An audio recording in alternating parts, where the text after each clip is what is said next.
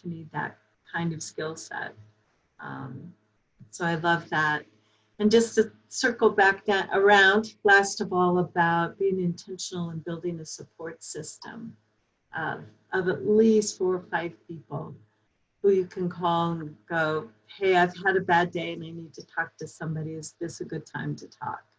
Do you have half an hour? Do you have 10 minutes? Whatever it is you want to ask for. And if they say, no, I'm sorry, this is not a good time, you have another person that I can call. I don't need to take it personally. It's not about me. And I have a big enough team. There's someone else I can call to share my day with. Because sometimes even our immediate family, sometimes the people in the house aren't available to hear us. So we need to be able to reach out and if nothing else fails, reach out by letter and be intentional about knowing who your support system is. I love all the words that have come up around it too. Quaren-team is the one you used, Morgan. I Yep. hadn't heard it before. We call ours the immunity pod. And I know some immunity pods are, like ours includes our 4-generation family that lived basically together. And a couple of friends who we do physically distant happy hour in the backyard. And other people have created immunity pods with their cul-de-sacs or with a neighbor. I know some people who are single have created an immunity pod with 2 or 3 other people who they trust are also observing safe practices. And it's tough. I mean, we do have to trust each other and take risks. We can't completely control everything other people are doing. So it's a bit of an act of faith, right? To say, I want to experience you in my space, and I'm going to trust that you're doing the best you can to keep me safe. And I'm going to, hopefully you can trust me to do my best in keeping you safe. So we also have learned to be really explicit with our little Quaren-team or immunity pod about those expectations. You know, we do expect that you will wear a mask anytime you're in public. We expect that you have good hand washing practices. I mean, even though it may sound kind of redundant that we're saying this, it's good to just clarify, because I know some people feel very differently and are not observing those practices. We expect you to use hand sanitizer. We expect you to use the disinfecting wipes that are in our bathroom. Any of those kinds of things. I think if we can just be clear and respect each other's needs, and again, this circles us back around to how can I be intentional and specific about my needs so that I can feel safe with you. It doesn't hurt, you know, and you can even all vote on it as a group. We've kind of, in the beginning with our 4-generation family, we sort of went through some experiments around not touching, bringing the mail in with a rubber glove and not touching it for 24 hours, setting it in the sun, or do we wipe off the groceries when they come in? Do we not? Do we? And of course, some of that has changed as we've learned more from the science around all of this. And so you can revisit it every once in a while. What do we think about masks today when we go to the grocery store? And I think it's just good to revisit that every once in a while with the people that are in your system and in your team. Do we not, I mean, one of the things in my building, because I'm seeing a few clients now physically distant in my office, is that I don't ride the elevator with anybody, you know, or I take the stairs. I have a mask on, but there's something about that for me. I feel safer if I don't share that enclosed space. I'm going to have windows open, whatever that is. And because I have allergies, people get freaked out when I cough. So I'm also thinking about a t-shirt that says I have allergies, or writing it on my mask. Excuse my coughing, I have allergies. But again, I think we have to sort of give each other grace and have some faith in each other that we're all doing our best to be healthy and keep each other healthy. Yeah. I think one of the things that when Ian and I, because Julian's slowly getting to the age of separation anxiety, and for the first really 4 months of his life, he'd only been held by Ian and I. And so we had to figure out, like, do we expand to some of our cousins so that Julian at least can get familiar being held by others? Otherwise, that could be a really tough dynamic when we can re-engage with people. And it still might be, but I remember feeling incredibly nervous to invite, and it was an invitation. It wasn't an expectation. Like when we talked to our cousins who we expanded our Quaren-team to, we just said, do you feel like our practices are safe enough? Do we need to adjust any of our practices to where you would feel safe for us to be in shared space with each other? To where you can hold our kid and we feel safe that you're holding our kid, and that you might be able to help us every once in a while. And it was a really helpful practice also in consent, acknowledging that just because we invited somebody in doesn't mean they're consenting to how we practice. And that we get to say, this is, as you were saying, this is what we need to be able to trust you in our shared space. And so when we made the tough decision of allowing my parents to come visit in case there was another spike, and sure enough, the day they got home, there was a spike. So they beat it just in time so that they could see him. We also realized that meant quarantining ourselves for 2 weeks to honor the expectations of our cousins. And we didn't social distance with folks. We didn't do those types of things just to reduce our exposure. And sometimes that was like, oh, one risk for another. And yet that's where we're at, you know, whether it's big risks or little risks, we're figuring out how to honor each other's differences and what does that look like. And as you noted, some folks feel more comfortable than others with their risk level, and simply saying that's your choice and this is where I'm at, and navigating that. And so I think those are the helpful pieces that can come into play when we learn just to continue to check back in with each other. And as you said, don't take it personal, because I think when it comes to safety measures, it can feel incredibly personal. Because if we had a family member say, we don't really wear masks, but we want to see you, and we said no, because that's more than we're comfortable with, that can feel like we're quote unquote judging them, or vice versa, that they're judging us, versus being able to simply hold it open-handed and say, that's where you're at. And if that works for you, okay, that doesn't work for me. And we'll continue to see each other over the phone or through technology. And that's okay, because this is what works for both of us. Or having the tough conversations. Yeah, I think that mutual respect is so important. And we know this is all temporary. You know, so I often like add, you know, it doesn't work for us to do that now. And I love you. I want to stay in relationship. And when this is over, I'll look forward to reconnecting, or we'll look forward to creating that experience together.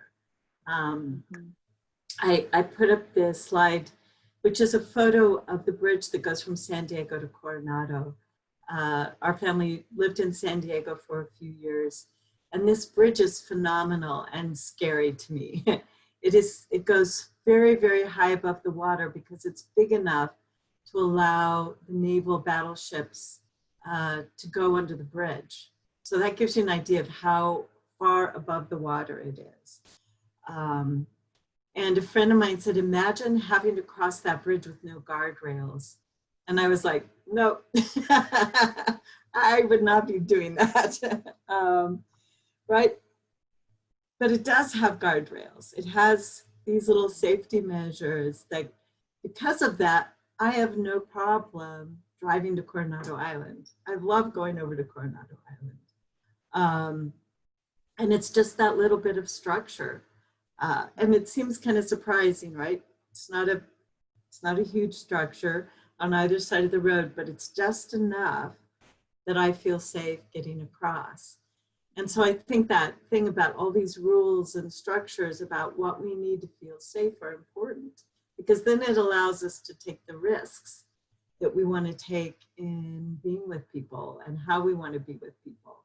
So the risks are supported by the structure. So being really explicit about that, I think, is really helpful. As you said, with family, that's something we're going to be negotiating, I think, for a while and revisiting, as things change in the world. We've kind of had a big family row going with Europe, because Europe has, of course, said you're not welcome to come visit Europe. All the Americans are now quarantined away from Europe. Because they've done better bringing down their numbers than we have. And they're saying, and we love you and we want you back. So we hope this will be over soon. So those kinds of things, the balance between risk and the need for structures that help us know when and how we want to take those risks. The other thing I thought I would bring up, because you mentioned kids, one of the things that can be scary for kids are all the masks and the mask wearing. So we've done a lot of game playing with them and getting creative with them, because most kids are cool if you're doing this with dress up. And there's some crazy looking masks out there these days. So to just play with kids so that they get comfortable with them, they get comfortable seeing their family members in masks, we get comfortable smiling with our eyes. Families like ours who've had a lot of medical experience forget sometimes what it was like when we first started wearing them. It's kind of interesting, because now we're like, oh, we did this for a long time, this is easy. But I know for other people it isn't. To get in the routine, to get in the habit, always make sure you have one with you, or you have backups or whatever. But it can really be a playful, wonderful thing, to be creative with, especially with kids. For our kids, we even pulled out Halloween stuff, and so they get comfortable with seeing the world, showing up in very, very different ways for all of us. So yeah, with your little one, it's going to be a new journey of beginning and then transition into the larger public sphere. Yeah. We joke that he won't really know that people don't always wear masks, or they're not always on screen, because that's how he sees people right now, outside of us. So seeing them without a mask, a crowd of people without masks, might be scary for the first time. Yeah. And like, so look at all those mouths coming that's at me. right, they move. Yeah. But it is, right? And to your point around, masks make it hard when you're out in public to know how other people are receiving or responding, and because you can't smile. I remember I don't go, Ian usually does our grocery shopping, so we minimize how much exposure we even have in our own house. But I was out one day somewhere and had a mask on, and I wanted to let the person know, like, oh, like, hi, I see you, it's, we're good. And I was smiling under my mask, and I was like, they can't see that. They might be able to see it. And I was wearing sunglasses, but they couldn't see it because I had sunglasses. Like, they couldn't engage that nonverbal. And so it's, like you said, having that beginner's mind of how do we engage, how do we honor, and how do we acknowledge also when we don't have the same reserve that we would at other times to handle stress or having to pivot. I know with my grad students, I've been teaching online on Wednesdays. Our class is a practice class for social work. So it's designed to require you to pivot pretty frequently, because we're teaching you how to put it in practice. And one of the things I've noticed is my students just don't have the reserve because they're having to pivot so much in every other aspect of their life, that our course is just like above and beyond. And it's taught me how to have to pivot and say, okay, how do we meet each other in a way where you're still getting the education you need and you're still becoming a good practitioner, while acknowledging we're in a space where there's not as much nimbleness, because maybe that nimbleness was already used that day. Yeah. And I think when we come back together in any capacity, whether it's, on site, but we're still socially distanced apart, or when we come back, but maybe there's still some safety measures in place. I think being in such familiar spaces like a church, it can be incredibly difficult because we just want it to feel warm and nurturing. And some of these safety measures, as you noted, can feel distant. And so we're already experiencing that distance. And so when we want to get together and it still isn't what we thought, being able to have, and just naming, I think for me and my personality, we're all very different. But I know for me, your husband works with our staff on Enneagram staff. So I am a 2 on the Enneagram, which means I have a repressed thinking center. And all that means is I overthink things in an unproductive manner, right? So this time has been a lot of unproductive thinking because I have time to do it, as well as being a new parent in a pandemic. Yeah. And what I realized for me was simply naming, like, this is hard. I'm in a space where I don't have the energy. So when you were talking about being specific of what you need from somebody else, sometimes I don't know what I need, but if I name, like, this didn't align for me today, I will work to figure out what might align. That has allowed Ian and I to really continue, as you noted, not taking it personally, right? Yes. Well, and that willingness to get the do-overs. That was a great experiment. I think we need to change it in this way. I think we need to try it this way next time.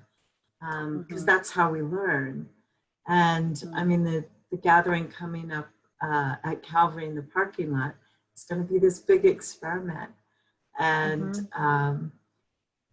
and I'm sure stuff will happen that will be unpleasant, and some other things will be very wonderful and very pleasant. And allowing there to be enough grace and space for all that might arise is going to be really awesome and amazing. And then the next experiment will be created based on that. Yeah. So I think that whole thing of being flexible, willing to pivot, willing to try again when something isn't working quite right, willing to learn. And of course, the more people we negotiate and experiment with, the more challenging that is. And then to respect each other's ability to give up what we can at any given moment, because everyone has a limited bandwidth. I